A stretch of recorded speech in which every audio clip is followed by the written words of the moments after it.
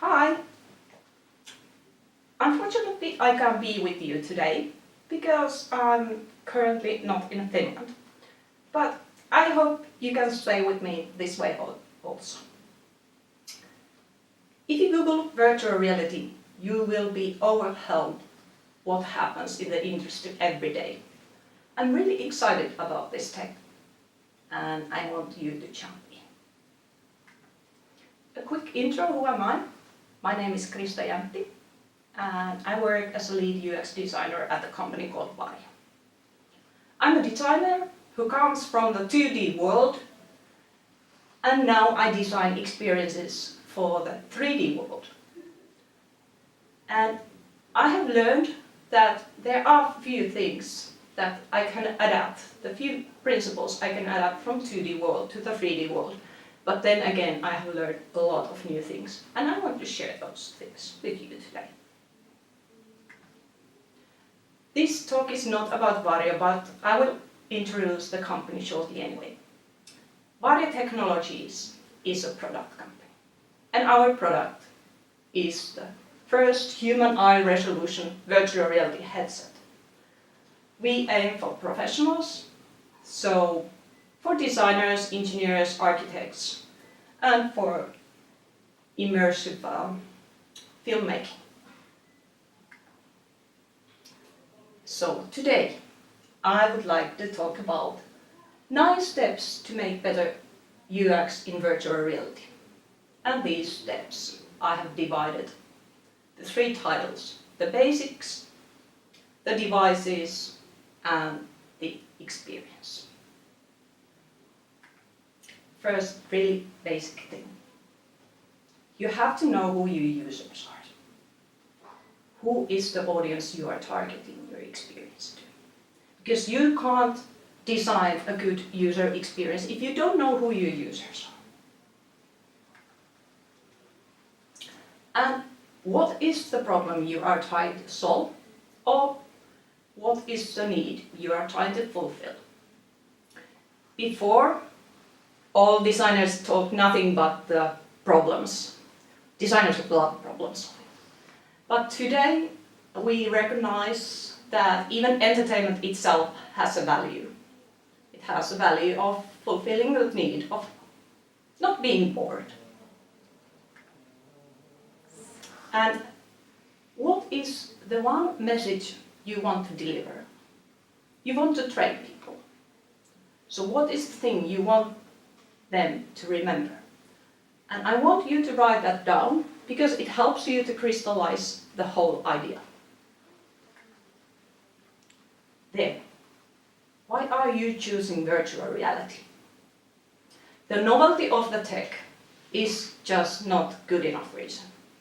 Because to be honest, the virtual reality headsets of today are not that comfortable. They can cause nausea, fatigue, eye strain, neck pain. So you really have to have a good reason why you want to pick this special technology. You have to motivate the users that they really want to put a headset on. So think about it and think again that would there be a traditional way of solving this problem, or do you really want to step into virtual reality? I put some examples where virtual reality is good at. It's good at when you want to educate what it feels like to step in somebody else's shoes. Or you can take the user to a place which would be inaccessible to them. For example, some museums or even Mars.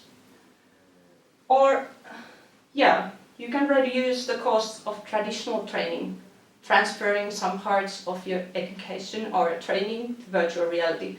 And one thing where virtual reality is good at, you can bring people who are dislocated, you can bring them together in virtual space as avatars. And this. What kind of devices do your users have? They look quite the same, but there are big differences between the devices. On the top here, you see the cheaper headsets. And below here, these are more expensive model. And of course, the more expensive the headset is, the more features you will have. And then again, there are people who don't own the device at all. And they consume the content from the flat screens, like phones, tablets, desktop computers. And some apps, they work this way that no matter what platform you are consuming the content, you can always be there as a spectator. So you're not cutting those people who don't have the headset out.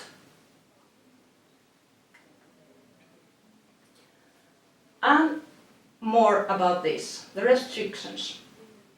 These cheaper type of headsets, they are planned that you consume the content, either you stand or sit.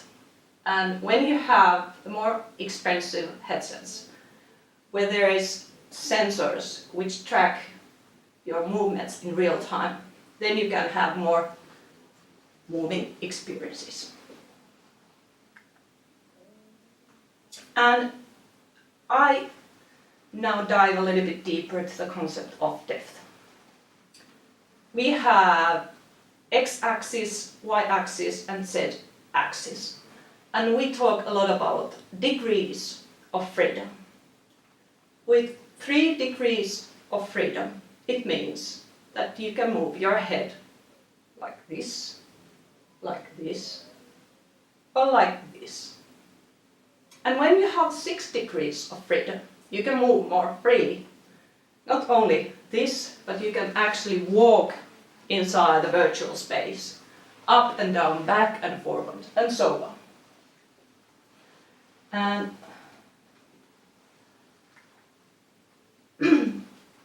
then I heard you are a 360 video enthusiast.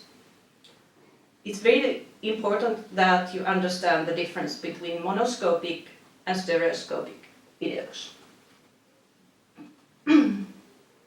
And before I go into that, I want you to understand how human vision, human eyes work.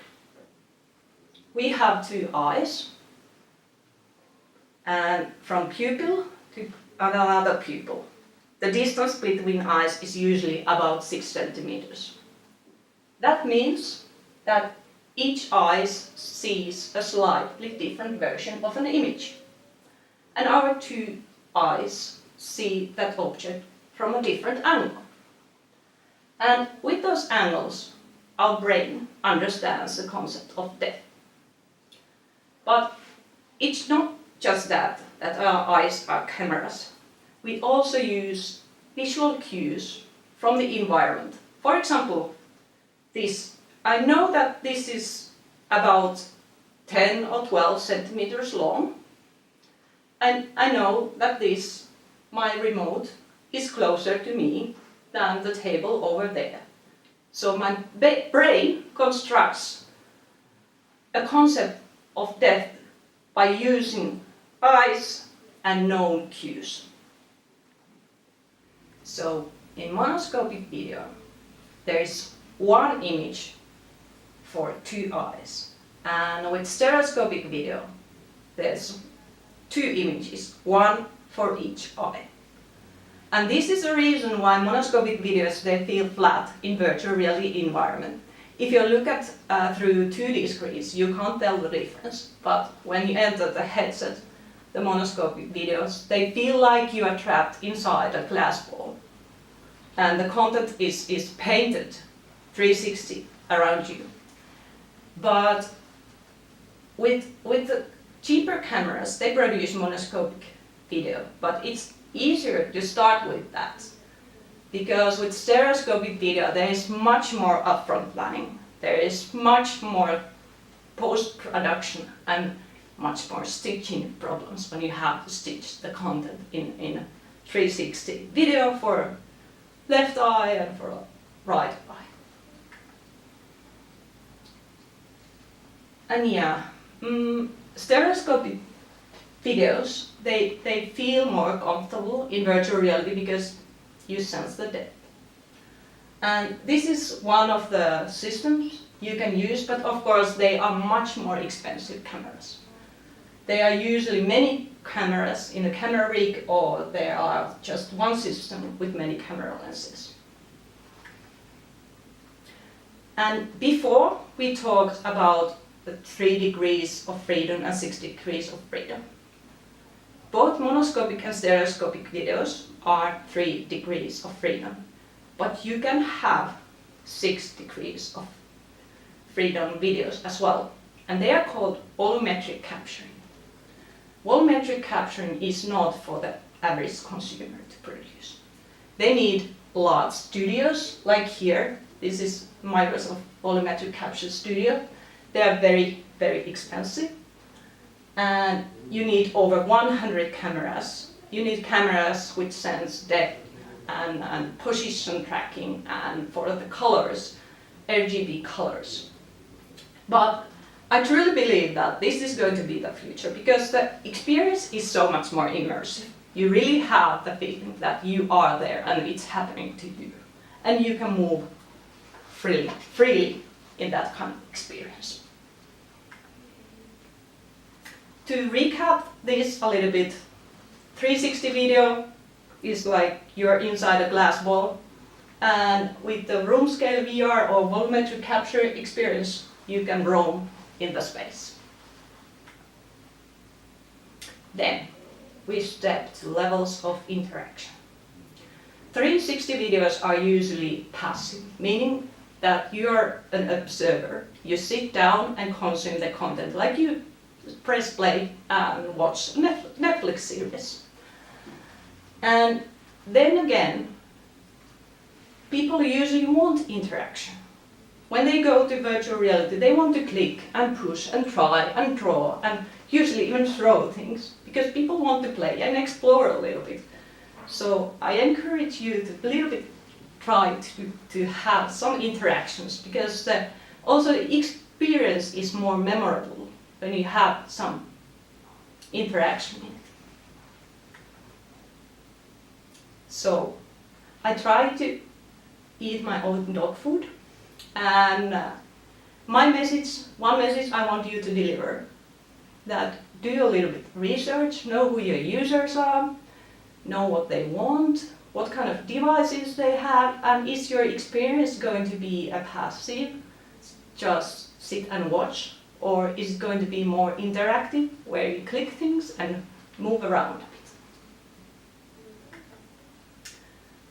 I didn't have the time, unfortunately, to tell everything I wanted you to know, so I handpicked a list of links myself. And the first one, I guess it's really interesting for you because it's about storytelling techniques. It focuses on how do you tell stories in virtual reality. For example, there is 360 environment, but don't make the user hurt their neck or hunt for the content. It's terrible. So rather focus on 90 degrees point of view. Also this way the user will remember more than if you just put bits and pieces in 360 environment. And more about building a good user experience in virtual reality, I really recommend you to go through the inborn experiences. And if you are going to have some basic interactions with controllers, then you should step to here. And if you're more advanced with virtual reality, then deep dive best practices by Oculus. And for you who are 360 video enthusiasts, I really recommend you to follow the VR blog. They are the people who write very good articles. What kind of cameras I should pick, how about editing, and many things. And I didn't have to go about audio experiences in virtual reality. They are really 50% of the whole experience. But you can dive in there with YouTube video. Thank you and you can reach me through the social media channels, and I can try to answer your questions afterwards. Bye!